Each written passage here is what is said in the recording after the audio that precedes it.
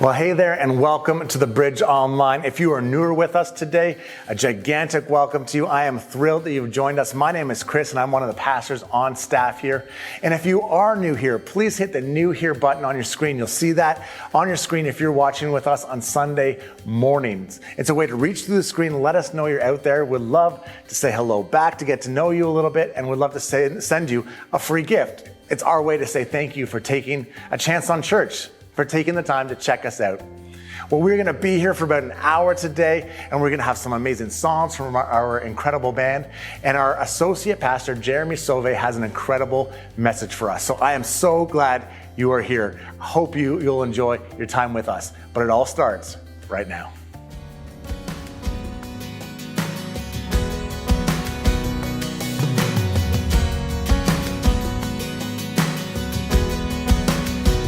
Let me out of the desert, brought me into his streams, river of living water, turned my bitter into sweet, and all my burdens are lifted.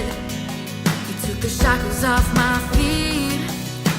There's no sound louder than a captive set free.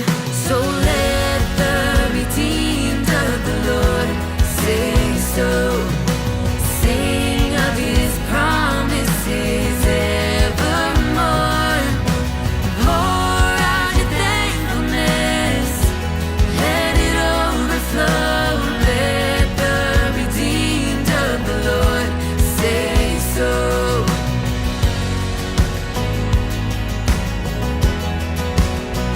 There is joy in the morning, springing up from my soul. There is life worth living, 'cause he calls me his own. There's a hallelujah after sweet victory, and there's no sound louder than a captive set free.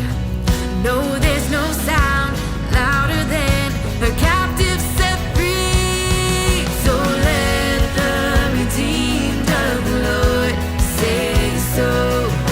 Sing of his promises evermore. Pour out your thankfulness, let it overflow. Let the redeemed of the Lord say so.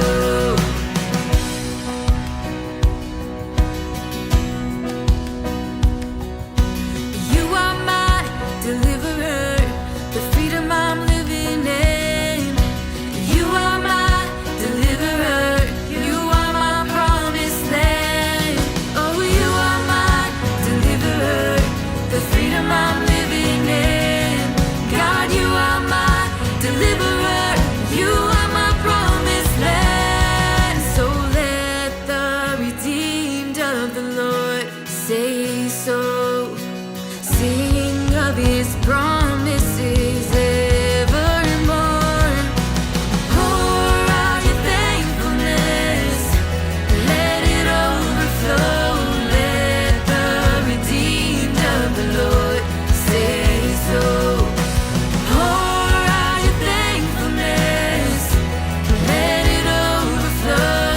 Let the redeemed of the Lord say so. And I'll never be alone anymore. How could my voice be quiet? You're my deliverer. You're my deliverer.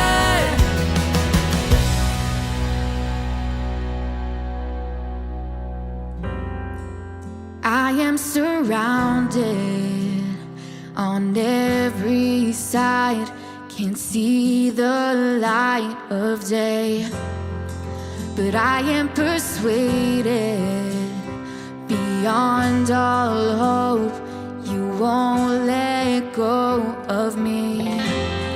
I stake my claim on every word you say, you will not be late. I will sing through fire and thunder, 'cause you are on my side. trust you with my life. I know my story, it isn't over. Even against all odds, you are a faithful God.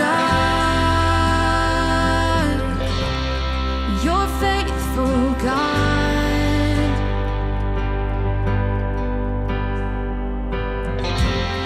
The darkest of weather, though I can't see, I still believe you're good. So I'm moving forward through crashing waves. I know I'm safe with you. You hold my life, you hear my cry with every breath inside.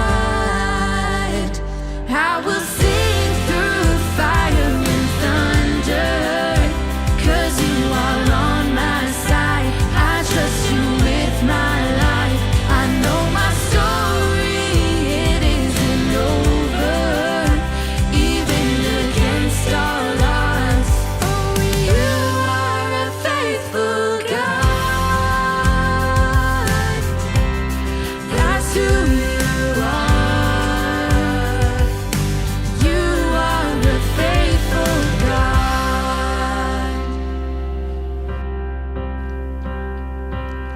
I am convinced that your promises will hold together, and I will dwell in your hope of your love forever.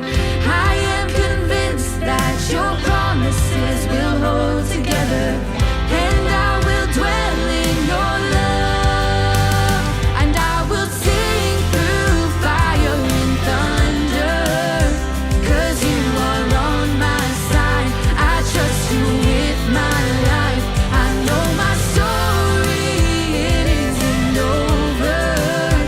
Even against all odds, oh, you are a faithful God. That's who you are. Oh, you are a faithful God. Oh, you're faithful, God.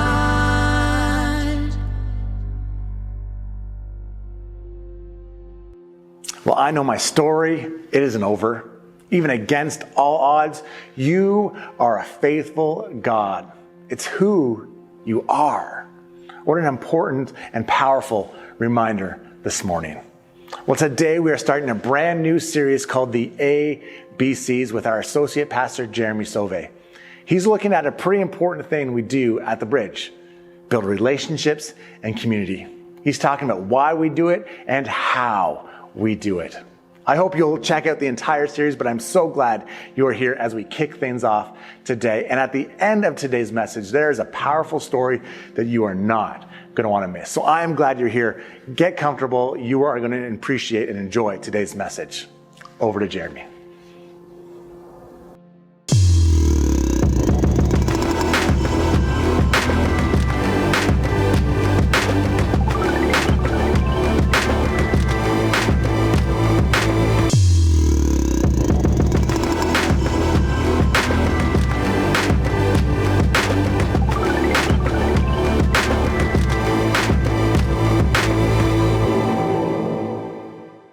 Hey, how's it going? My name is Jeremy. I'm one of the pastors here at the Bridge, and I am really excited to be able to spend the next 3 weeks with you on a series that we are calling the ABCs. And we're going to talk about the ingredients that we are using here at the Bridge to build what we're calling circles. Now, there's more about that later, but I just want to welcome you if you're joining us on Sunday mornings, or you're watching on demand, or maybe you're listening to the podcast sometime during the week. We just want to thank you so much for taking the time to be with us today. Now, I want to start things off by asking you a series of questions that are going to require a little bit of interaction from you. So, turn to those that you're watching with. Maybe if you're on Sunday Morning Live, you can jump into chat. If you're out walking in the neighborhood listening to the podcast, stop a stranger, talk to the critters, talk to yourself. It's all good. But here are the questions that I want you to think about this morning. So the first one is, what is your favorite thing to eat?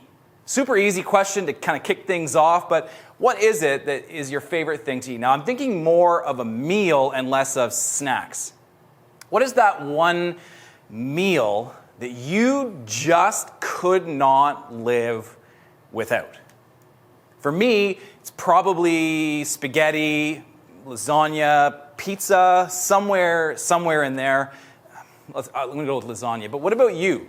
What is that one thing that, man, you're thinking about it right now? You're stopping that stranger on the street. You're saying, I love this. What is that? Now, let me ask you another question. Do you know how to make that from scratch? Now, I'm not talking about opening a box and tossing it in the oven or putting it in the microwave or opening a can and throwing it into a pot on the stove. I mean, do you know how to take the raw ingredients, put them together and prepare them in such a way that you end with that thing that you're thinking of that you love?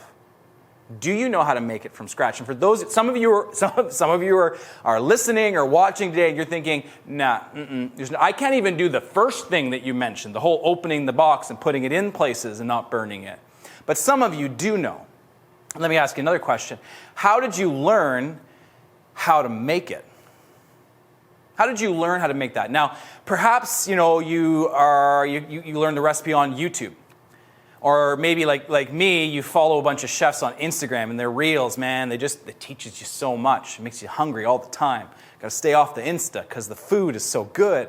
Or maybe you're on the TikTok and you learned how to make recipes from there. Or maybe you're old school and you've got a shelf full of cookbooks. Or maybe, just maybe, you've got this really special piece of paper. It's all kind of stained and old looking, and it's this recipe that's been handed down from generation to generation. I don't know if you know this, but some of you might. But before I became a pastor, I was a chef. I started working in restaurants when I was 13 years old, busting tables. So I was, picking up all the dishes off the tables, and I worked in the dish pit for a while. And then I also eventually started learning, cooking on the line and cooking in the pizza place. And throughout high school, I worked in many different kitchens. And when I finished high school, I continued to pursue that passion by going to Algonquin College and going to their culinary school. For those of you outside of Ottawa, Algonquin is a college here in the city. And then after that, I did a bunch of different things here and there, but always came back to the kitchen. Now, perhaps the position that I enjoyed the most, the role that I enjoyed the most, was as head chef of a cafe in Aberfeldy, Scotland, where my wife and I lived for 2 years. And it's absolutely gorgeous place at the foothills of the Highlands. And it was just such an incredible time for us as a family, but also for me as a chef, because I was able to create and experiment and just have so much fun cooking there. Now, we specialized in lunch foods, and so homemade breads and homemade soups and pies and cakes and sandwiches. You hungry yet? But it was such an incredible opportunity. Now, here's the thing. One of the things that I absolutely, beyond eating the final product, one of the things I absolutely love about cooking. You see, the thing with cooking is there are a vast number of things that can be created from a few simple ingredients. Right? I mean, I've got 3 things in front of me that you're probably looking at, or you probably notice, you're like, they're not that impressive, right? Carrots, onions, or 1 onion, and celery. In and of themselves, I mean, it's not like you're not kicking down the screen. You're not like, I have to go to the Bridge in person next week because they got the carrots, right? You're not. I'm sure maybe you are. Maybe you just have a thing for carrot. But most of us would look at that and be like, those are basic. What are you going to do with those? But here's the thing. There's so much potential here in just these simple ingredients. I mean, I could pick up my knife and I could do things to these vegetables that would determine the outcome, right? Maybe I could dice them. I'm going to put this down because it maybe looks scary for you, but I could maybe dice them. And if they're diced, they're what the French call a mirepoix, which is the basis for so many of the recipes. Or I could cut the celery and the carrots into sticks and throw them into a lunch. Or maybe I slice them in such a way that you can do a soup or a stir fry. I mean, I could slice the onions and add bacon, right? onions, bacon, match made in heaven. Just go there for a second. All right, moving on. But listen, you could do so many different things with these. So think about this. What if we sent these to you, wherever you are in the world, wherever you're watching or listening, if we sent these 3 ingredients and we just said, have at it, and then take a photo of what the final product is, where would you go? What would you do with these 3 ingredients? Would you keep it vegetarian? Would you add meat, bacon? Or what spices and herbs would you add to this? I mean, what ethnicity would you choose? There are so many different places and ways that you could use these basic ingredients. Now, depending on your skill and your level and your confidence as a cook, your final product would either end up being a masterpiece, something that Gordon Ramsay himself would be proud of. Oh, that's crack. Anyway, I'm sorry. I'm sorry for the accents. Listen, Gordon Ramsay would be impressed with what you made. Or maybe it would be entirely inedible, right? Maybe the final thing is like where he grabs the dish and just tosses it and throws it on the ground. It's like, what is this? My dogs wouldn't even eat. Maybe that's you. But think about this now. What if we sent the exact same ingredients to you, but this time included a recipe, a step-by-step guide telling you how to prepare them, how to cook them, what else to add to them, and what the final product was that you were going for? Now, some of you would appreciate this direction, and the likelihood is that we would end up with an end result that is more uniform than if I just sent these ingredients home and said, have at her. Now, I get it. There's some of you that even with a recipe, even if Gordon Ramsay himself was standing beside you giving you guidance, you couldn't do it. And that's okay. We all have our gifts and talents. But listen, the recipe is what helps guide the usage of these ingredients towards a common or a specific end. Let me tell you one more story. So at the end of Scotland, the end of 2 years, our visas were running out, and I was in a bit of a tough place. I didn't really know what I wanted to do with my life at that point. We were heading back to Canada, and I didn't want to work in a restaurant. I'd worked in restaurants for a while, as I said, and I just didn't feel that was where God was calling me. And then, so I was really searching for my purpose in life. And through a series of God-ordained moments, I was called into youth ministry. And that's when I started my career as a pastor. Now, the beautiful thing about how God works and all of these different things is that so often He can take the talents, the skills, the things that we've learned and use them in ways that we could never have imagined when we first learned those talents or skills. And so God took my love for food and my love of cooking and my knowledge and talents for cooking and used it to build bridges with the kids that I was called to serve. It was such a beautiful opportunity to use these tools to bring kids in around the table and have conversations about Jesus. I used food pretty heavily in my ministry with them. And one of the events that I held was this cookie bake-off challenge. And we brought all the teens in. They got separated into groups, and we gave them everything they needed for success. Everything. We gave them all the right ingredients and all the different things. We had all the right tools. We were in a great kitchen. But we left out one thing. A recipe. And so they jumped in. And as you can imagine, maybe you have teens at home, as you can imagine, some of them were amazing. Some of them, not so much. Some had the knowledge and skills and were able to find their way to what a cookie would look like. And others, no. And I had the privilege of taste testing all of them and judging all of them. And let me tell you, there are some flavors that hit my mouth that I will never, ever, ever, ever forget. Right? Who knew? Who knew that half a cup of baking soda was a bad idea? The recipe knew, but without it, there was no guide. So you're probably asking yourself, why do I share these stories with you? What's the point of these stories? Why tell us about your time as a chef and make us hungry and think about food and all of these different things, or tell us about food's role in youth ministry and recipes and all this stuff? Well, it's to illustrate the importance of having a guide to help show you how to use specific ingredients to reach the desired outcome. This series, the ABCs, is a conversation about the ingredients that we are using to build what we are calling circles. Now, circles are how we desire every person that comes into our community to connect throughout every single stage of their lives. So, circles are a small group community where people can do these three things: authentically share stories, build community, and connect with Jesus. The ABCs of circles. You may have heard it said before, we believe that circles are absolutely critical to the life of the church. I would even say and suggest that they're not optional, they're necessary to have a continued growing relationship with Jesus Christ. You've heard Scott say it from the stage, circles are better than rows. Listen, we believe that watching this right now or listening to this right now, or if you come in person and sitting in rows, that's important.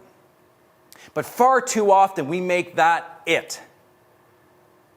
And we believe that it's actually in these smaller circles where you can do these things, where you can share your story, you can build intimate community with others, and you can connect with Jesus on a deep and relational way that is so, so necessary for the church. And that is why we are taking the next 3 weeks to talk about these three ingredients, how we use them, and how we believe that the final product, circles, can change your life. And so the first letter, the first ingredient we're looking at today is authentically share your story. Now, I believe that stories are absolutely important. When I was telling you my story about my time in Scotland as a chef, or the transition from being a chef to a youth pastor, and the ways in which we used food to connect kids to the church in this competition, what were you thinking? Now, chances are you were paying attention, right? Most of you. So why? Because stories, for the most part, stories are compelling. We like to listen. I mean, all the movies and all the TV shows and all the things that we listen to sometimes, the podcasts and the books, there's stories. There's something that draws us in, something inside of us that draws us towards stories. And I believe that in our fast-paced, curated, edited, snippet, I feel like we've lost the art of storytelling. Or maybe not even lost the art of it, but lost the opportunity for it. The opportunity to have a space and a place to share our story. Or maybe at one point, if you're watching and listening, you shared your story. You started, maybe that was even within the context of a church. You started to share your story, and you were burned by that experience. And so now you're hurt and you're cynical, and you hold your story close to your chest because you don't want anybody in.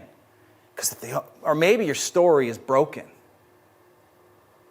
and you don't want anybody to know who you really are. The last place you'd tell your story is the church. But listen, stories are so important and so critical to our growth. And telling our stories is so absolutely important. And that's the unifying thing with all of us, everybody watching, listening. We all have a story to tell, stories that are made up of chapters of our lives, right? Some of those chapters are boring and mundane. There's chapters of my life that was snooze fest. I would not share them with you. But there are other chapters of my life that are full of brokenness and hurt and mistake and pain. And in those chapters, in some moments, God has moved in and done things in there. But there are even other chapters of my life full of joy and happiness. All of these chapters connecting together to create a story. Chris shared last week that that our lives, our stories, who we are more than what fits on a cue card. And I believe that. Our lives are so nuanced. Our stories are so deep. Now, when was the last time you sat down and told your story? If you and I went for coffee and I said, who are you? Tell me your story. What would you say? What chapters would you highlight? What stories would you hold back? What things would you say? What things wouldn't you say? Well, listen, here at the Bridge, we desire to create an environment where each of us has the opportunity to authentically share our stories and our experiences and how God can share those stories. It's one of the things I struggle with sometimes with social media is that so often it's a very edited form of our story. Maybe the things that we are putting out there is that everything is happy, right? It's like that song from Everything is Awesome, right? Sorry about that again. But listen, sometimes that's the way we present things, but what we want to do is create these environments where people can authentically share our stories. Now, did you know that Jesus and stories, man, they had a lot in common with each other? Throughout his ministry, throughout the Gospels, Matthew, Mark, Luke, John, the first 4 books of the New Testament, Jesus often used stories to illustrate his teaching. Now, the stories, we call them parables, and they're common throughout. But did you know that there's also times in Jesus' ministry where he actually told others to go and tell their story? Now, I want to set up some context for you for the passage that we're going to be looking at today in Luke chapter 8. Now, Jesus' ministry has started to really take off, and there's people that have been hearing about what's happening and who he is, and they're gathering together, and crowds are getting big and big and big. And eventually, the crowd gets so big that Jesus gets his followers together, which we call disciples, into a boat, and they cross the Sea of Galilee. Now, this is the story, for those of you who are familiar, where the wind and the waves kick up, and there's this fierce storm, and even the fishermen in the boat are like freaking out. They're like, man, we're going to die. And Jesus gets up and he says, peace, be still. He rebukes the wind and the waves, and it's calm. And so the disciples are like, what the heck? Like, whoa, like who is this man that even the wind and the waves obey him? And so they're still processing all of that. And then they get to the other side of the Sea of Galilee after this incredible, miraculous event. And here they encounter a man that is the subject of our story or our conversation, the message this morning. So you imagine the boat pulling up on the shore, and this man's right here. When they get to the other side of the lake in the Gerasene County opposite of Galilee, a man from the city is waiting for Jesus when he steps out of the boat. There's something about this man. The man is full of demonic spirits. Now, I need to mention this, I need to say this, that maybe this is the first time that you're hearing this outside of the realm of imagination or fantasy or outside of movies. We need to establish that time and time and time again throughout Jesus' ministry, he has encounters just like this. This isn't an imagery for something or an object lesson for something. Like, this is real. I believe that Jesus' biggest war, biggest battle in his time on earth was not with the physical realm, even though some incredibly horrendous physical things happened to him. I think the biggest battle that he faced was against the spiritual realm. We see it right at the beginning. Chris mentioned in his series, we see it right at the beginning when he was baptized and he went into the wilderness. At the end of that, who did he encounter? Satan. And then throughout time, throughout his ministry, time and time again, he encountered people oppressed by demons. And that's the situation we find ourselves in. So I just need to say that there is a spiritual world, and there is evil at work in the form of Satan and his demons. You can't escape that when you read through the gospel. I mean, even later in the New Testament, Paul says we don't wrestle, we don't fight against, we don't war against as followers of Jesus. Our battle is not with the physical, but with the spiritual. Now, perhaps you're listening or you're watching and the hairs are standing up because maybe this is an uncomfortable subject for you. But it plays a very important role in today's conversation. And I need you to understand this. No matter how you feel, no matter what you've seen in movies or in your own mind or in the fantasy or whatever it is that you've encountered these types of ideas, you need to understand that Jesus has authority over them. That in the face of these spiritual, dark, evil spiritual forces, Jesus has authority. And we're going to see that so clearly in today's passage. That Jesus is the one who has the power over these things. So have hope in that. So they encounter this man. Well, who is he? So he's been running around for a long time. He's stark naked and he's homeless and he's sleeping among the dead in the cemetery. I mean, we're not given much more backstory to who this guy is. We just know that he's been running around for a long time. How long? We don't know. Weeks, months, years, who knows?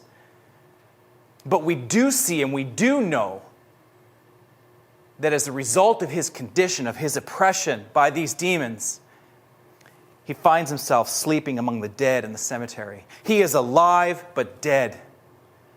Very literally, the walking dead. What's his life been like? Well, it goes on and says, this man has often been tied up and chained and kept under guard, but each time he's broken free, the demonic power has driven him into remote places away from human contact. The people around him, their solution to him is not actually a cure. There is actually no help here for him. They physically tie him up. They chain him and they keep him under guard. But the demons that have possessed him, they break free of those chains. It says that. They broke free and he runs off. The people that are gathered around them, maybe they love him, maybe they care, maybe they're scared. They're helpless in the face of evil here.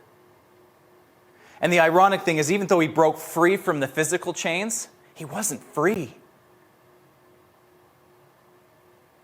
The spiritual chains that held him in bondage continued and drove him out. And where does it drive him? Away from human contact. He is in a rough place. I don't know if you do this when you read through the Bible. If you're someone who reads through the Bible, I don't know if you do this, but there's often times where I just wonder about these people, about these individuals that we meet or these stories that we hear. And I wonder in this case, what's this man's story? We don't know much about him, but I wonder, are there people that love him? Are there people out there that miss him? I wonder if there's a mom who cries herself to sleep every night because her son's there, but he's dead. Who she knew is gone. I wonder if there's a father somewhere who, in weeping and anger and feeling helpless, can do nothing for his son. I wonder if there are friends in his community that knew who he was, that long for him to be back in their lives. I wonder, is there a wife? Is there children? We don't know. We're not told.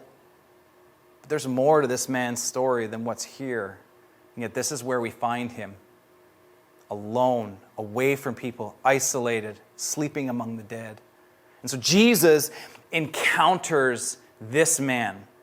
And what's really interesting about this passage is that the conversation that Jesus has is not with the man specifically, but Jesus actually addresses the demons that are possessing or oppressing or holding this man in bondage. Now, we don't have time to go into a lot of the details of this passage, but Jesus asks, the name, and they say, the demon says, I'm Legion, because there's so many of them. But there's something that happens here that hasn't been able to happen up until this point in this man's story. Jesus commands the demonic force to leave him. The man looks at Jesus, starts screaming, and he falls in front of Jesus. You might be thinking this morning, like, what is this story?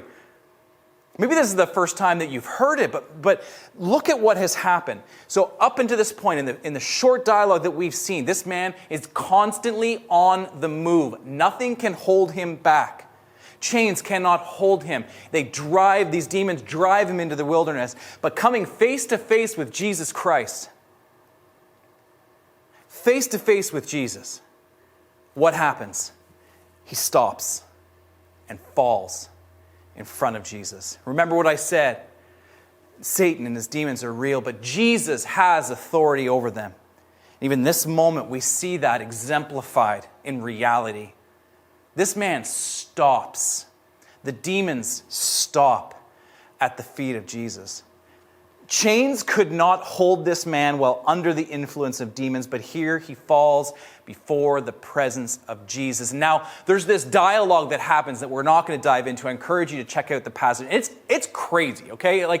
It's one of those passages that I still want to go back and study more and more and more. And so, Jesus has this dialogue with Legion, these demons that are possessing this man, and they plead with Jesus not to cast them out and put them into pigs. He puts them into pigs. The pigs run off the cliff. It's absolutely bonkers. But then all of the people are like, what is happening? But here's the point. Here's the part that I need you to pay attention to. After this encounter, after this dialogue between Jesus and the demons, what happens?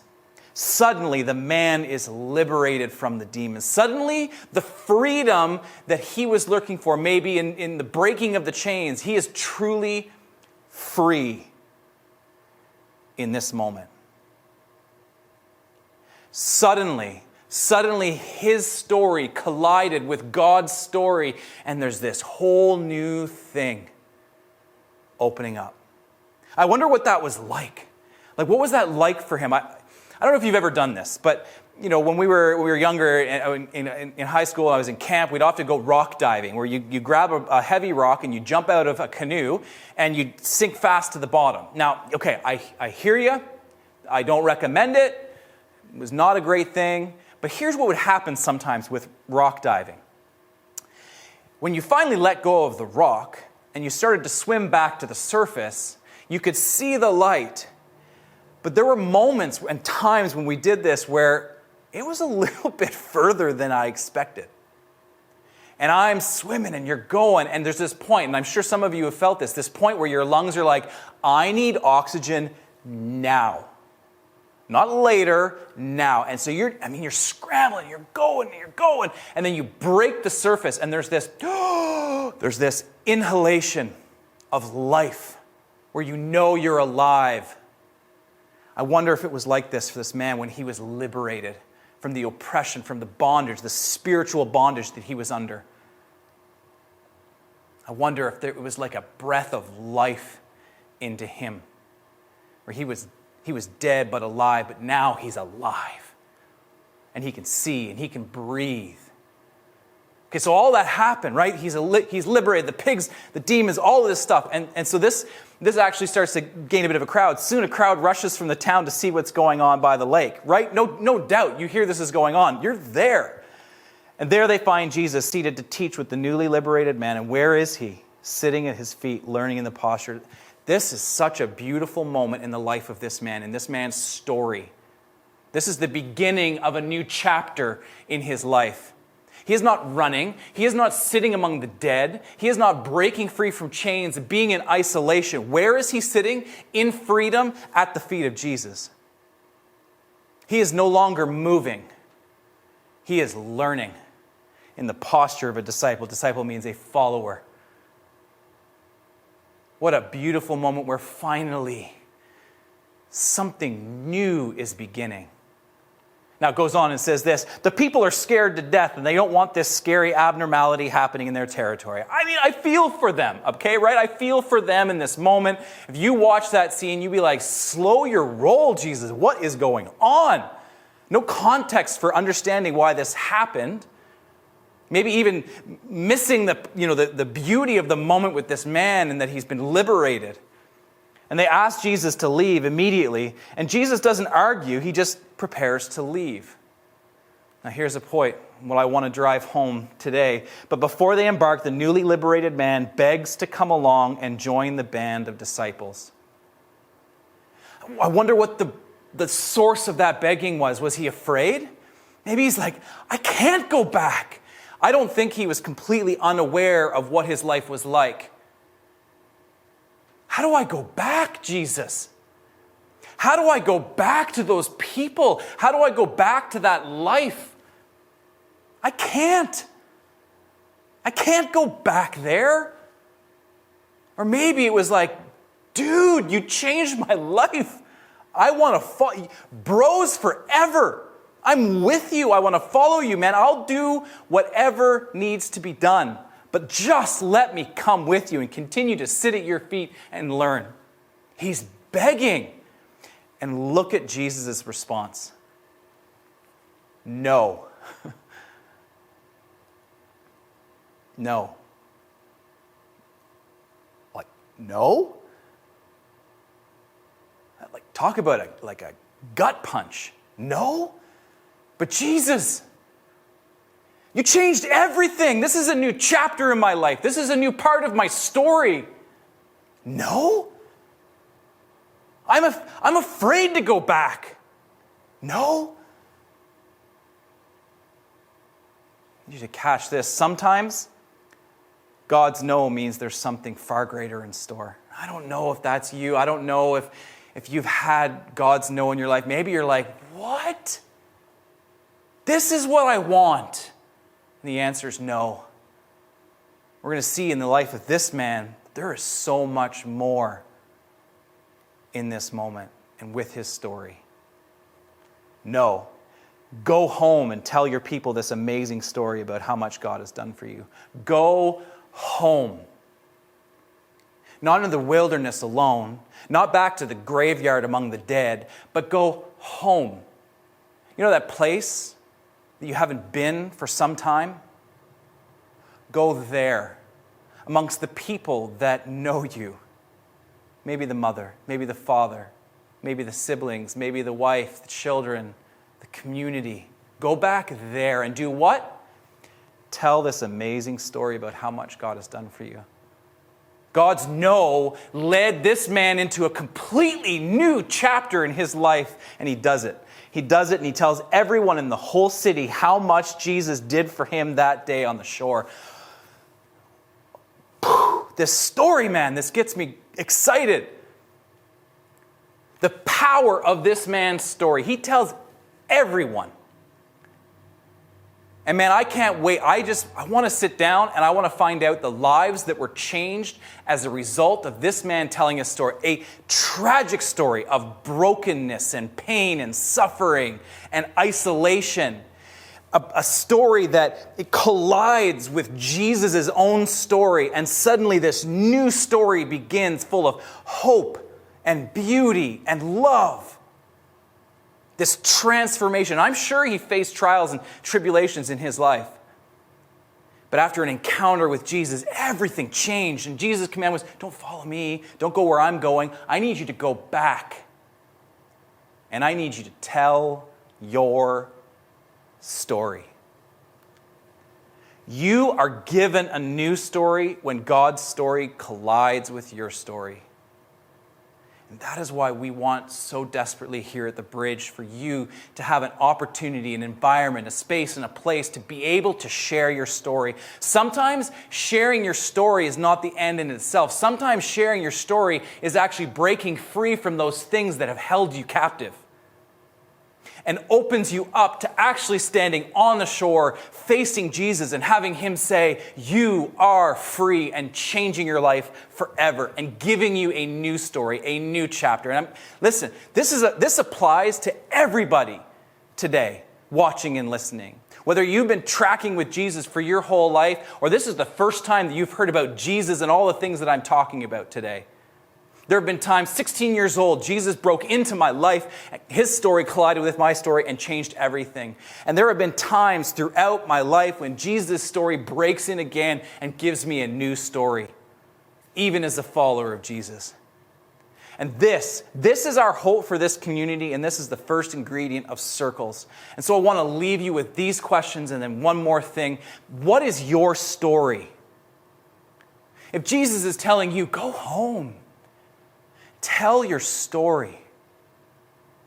What is your story? Have you met Jesus? Has he changed your story? Has he given you a new story? Do you need to meet Jesus and allow him into your life? Do you need to share your story and be free from the brokenness and pain that defines you? Do you need to find a space and a place where you can authentically share your stories? Well, we want to welcome you here. And we want to invite you to allow God's story to collide with your story and give you a new story. So what is your story and who will you tell? To close today, we do this thing called storytellers, where we have an opportunity to actually have people share their stories for everybody. And we're going to end with a story of a young man who, his story is incredibly powerful for me because I had the opportunity of being his youth pastor many years ago. And at the end of high school, some things happened and we lost touch, kind of kept in contact, but not much. A couple months ago, he texts me out of the blue, "Hey, can we meet for coffee?" Totally unexpected. And sitting outside the Morning Owl Cafe here in Canada, he revealed to me, he shared with me his story and how his story was collided with by God's story and how this new story, this new chapter was blossoming. And I am so excited and I am so honored to be able to share his story today.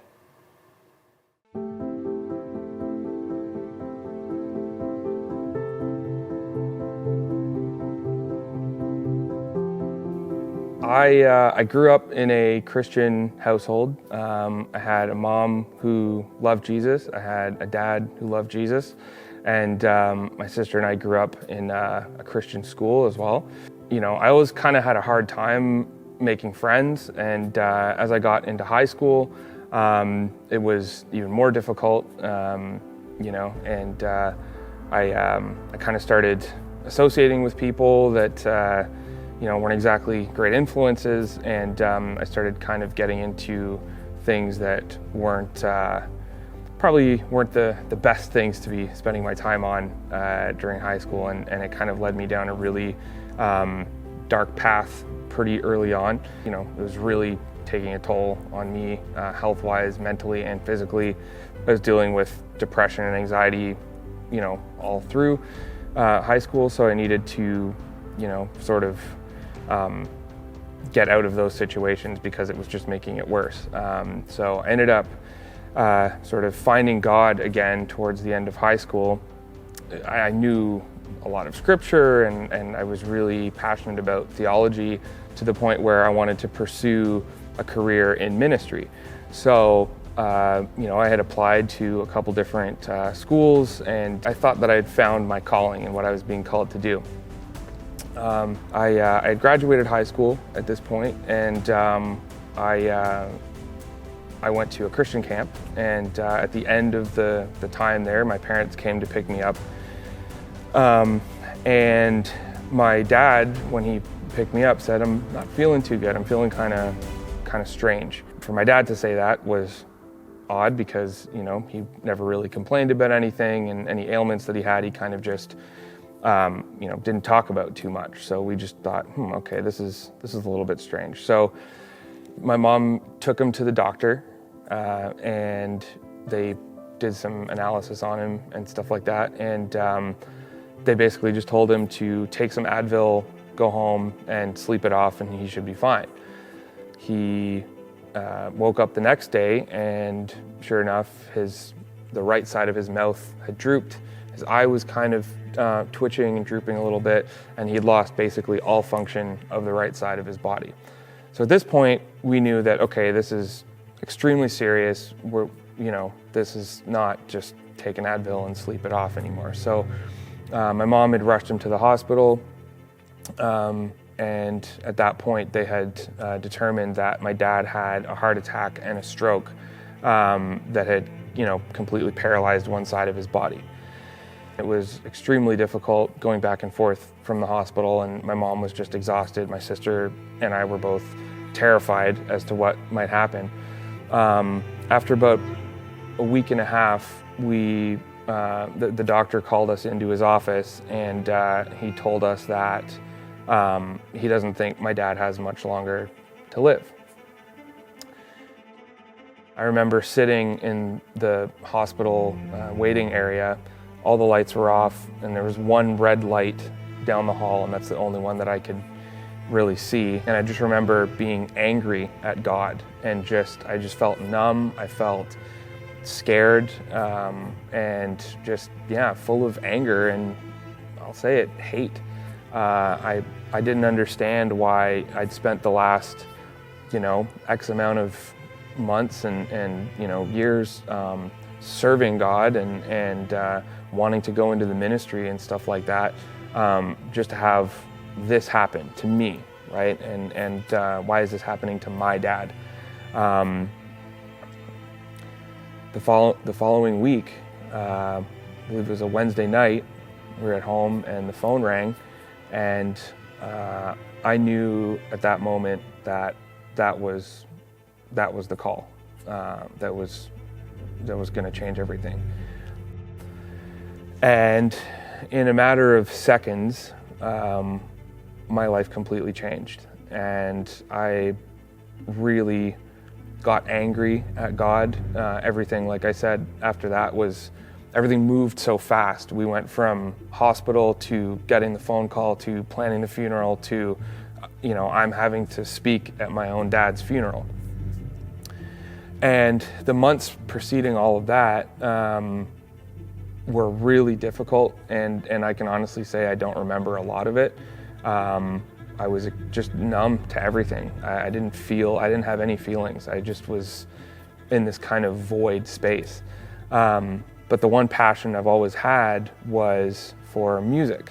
Both my parents were, classical musicians, and I went down a different route.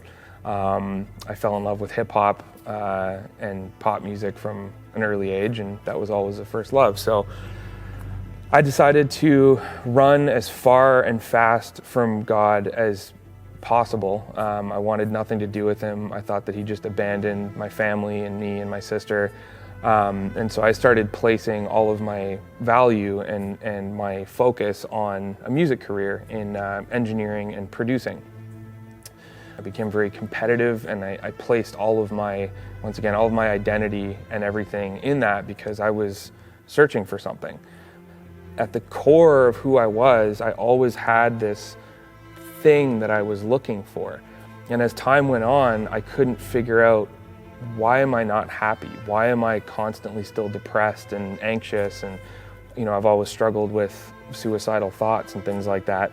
And I had everything I set out to achieve. So why am I not happy? Right around about a year and a half ago, I was, getting in my car, getting ready to come home, and I got on the highway, and all of a sudden, I felt this warmth that was just massive and engulfing, and I felt this spirit in the car with me, and I haven't felt that in 10, 12 years. I heard God's voice saying that I want you back.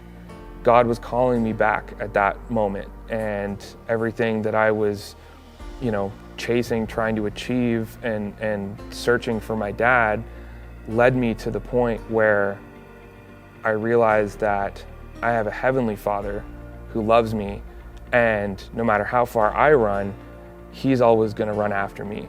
And at the end of the day, I know that I have a heavenly Father that loves me and wants what's best for me and wants a relationship with me.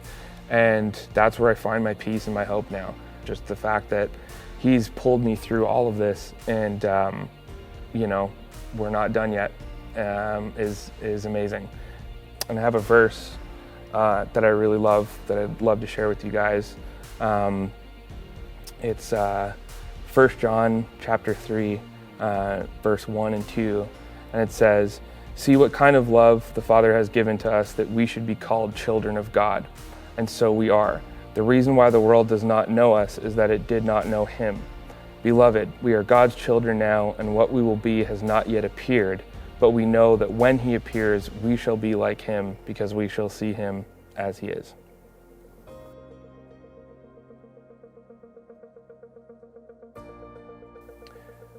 My name's Adam Smith, and this is my story.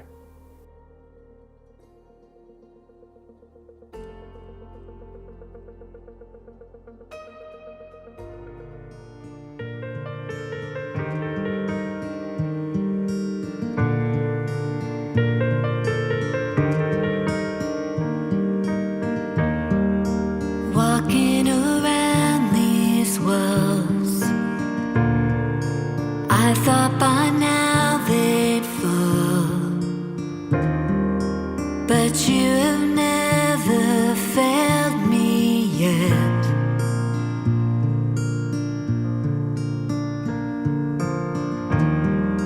Waiting for change to come, knowing the battle's won. For you have never failed me yet.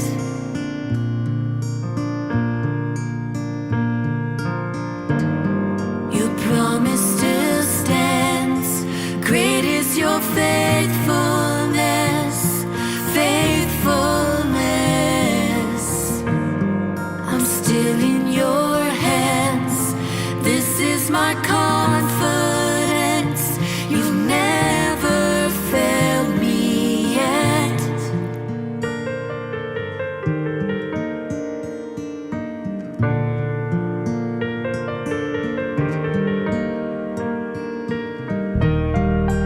I know the night won't last.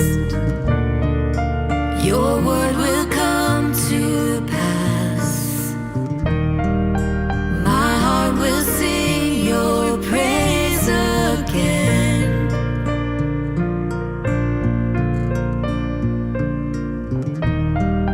Jesus, you're still enough. Keep me within your love.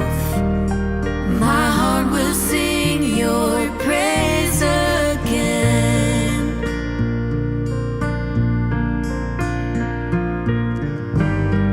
Your promise still stands. Great is your faithfulness, faithfulness. I'm still in your hands. This is my confidence. You've never failed me yet.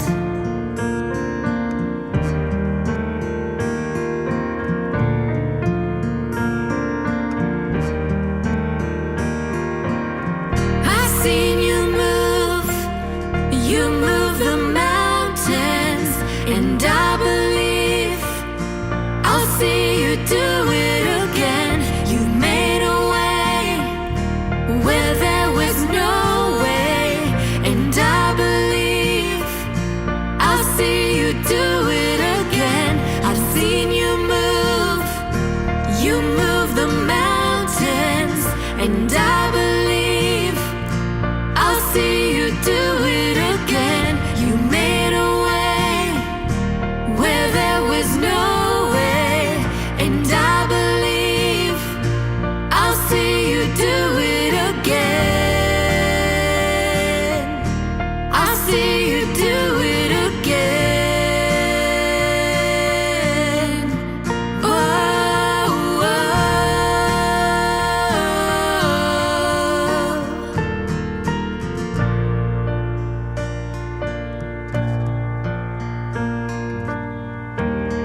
Your promise still stands. Great is your faithfulness, faithfulness. I'm still in your hands. This is my confidence. You never failed me yet.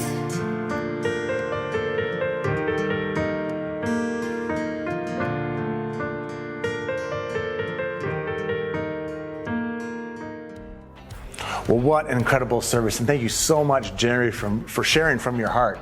Such a vital part of our DNA here at the Bridge. Well, as we close out today, I just want to take a moment and thank all those who give so generously financially week after week. Because of you, we're able to do all the things we do, including build irresistible bridges between unchurched people and Jesus. If you haven't given yet and you'd be interested in partnering with us in this way, we'd love for you to head on over to bridgechurches.ca/give, and you'll find the multiple ways that you can give there. Thank you so much for your generosity, and thank you for partnering with us in reaching people for Christ. Well, that's our service. We hope you've enjoyed your time with us, and would love to have you back here next week for week 2 of ABCs. Until then, God bless and have a great week.